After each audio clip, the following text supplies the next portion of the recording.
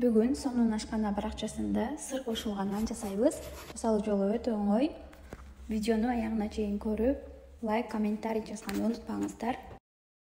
Бизге керектүү заттар 500 грамм un, высший сорттогу же болбосо биринчи сортто эле боло берет.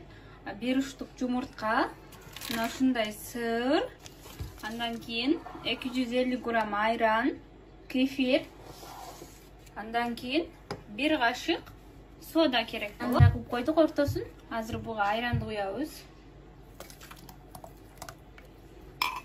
Айраныбызды куюп алдык. Айранды куйгандан кийин үстүнө 1 кашык кичинекей кашык менен 1 кашык сода кошобуз. Эми жумурткабызды чагабыз.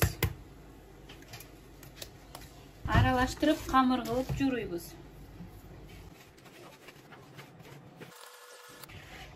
Мынакей кыздар, камырыбыз даяр болду. Мына ушундай болуп даяр болот. Азыр идишти бир саат жууп салдым. Көрдүңүздөрбү, өтө жумшак эмес, өтө катуу эмес. Буга кийин дагы 1 жумуртка кошуп койдук. Негизи 2 жумуртка кошсоңуздар аябай сонун болот. Бетин жаабыз дагы 10-20 минуттага тыныктырабыз. Кыздар, ушул сырды азыр теркадан өткөрөбүз, майда кылып, мына ушундай кылып. Кыздар, мынакей жана камырыбыз тыныкты. 5-10 минуттага тыныктырабыз. Бетин жаап туруп. Эми кыздар, буну жаябыз, бир аз урпактап туруп. Кыздар, бунун чекесин көбүрөөк жаябыз, ортосун анча жайбайбыз.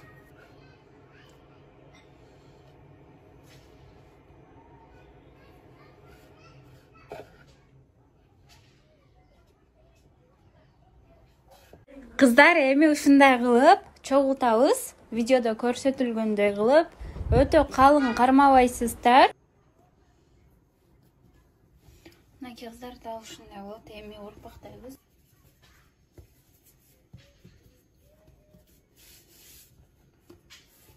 Коебуз дагы, эми акырын жаябыз.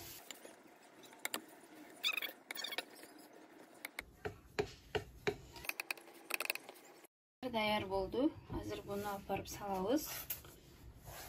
Идишибиз бош, бир аз от күйүп турат. Идишибиз кызыды. Эми буга азыр салабыз. Салгандан кийин кыздар, бул 6-7-8 минуттадын ичинде бышат. Ар 1 минутадан бул жак бетине антарып турабыз. Ушундай болуп кызарат. Кыздар, бул жак бетин да 1 минут кылабыз. Андан кийин кайра да 1 минут жагын. Мынакей кыздар, бышты. Эми буну азыр сливочный маслодан бир аздан тийгизип туруп шыйпайбыз.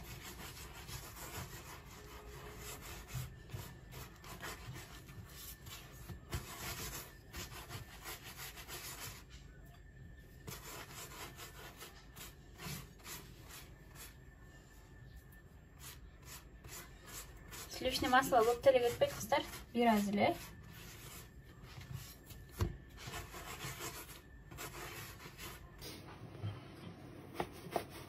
Кыздар, менин шефиме сырды жука, ичиндеги сыры көп болгону жагат. Сиздер дагы шефиңиздерден сурап көрүңүздөр. Калыңын жакшы көрөбү, жукасын жакшы көрөбү? Сиздер өзүңүздөр билесиздер да, ушуга чейин. Калың нанды жакшы көрөбү, жукан нанды жакшы көрөбү? Ошол сыяктуу эле. Мына бул соустун рецептин өзүнчө тартканмын.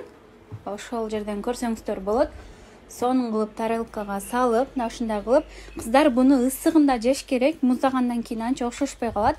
Жана соусу менен аябай сонун болот. Соусу жок дагы дамы анча чыкпай калат. Бирин-бирин толуктап турат. Ысыгында бергенди унутпаңыздар, кыздар.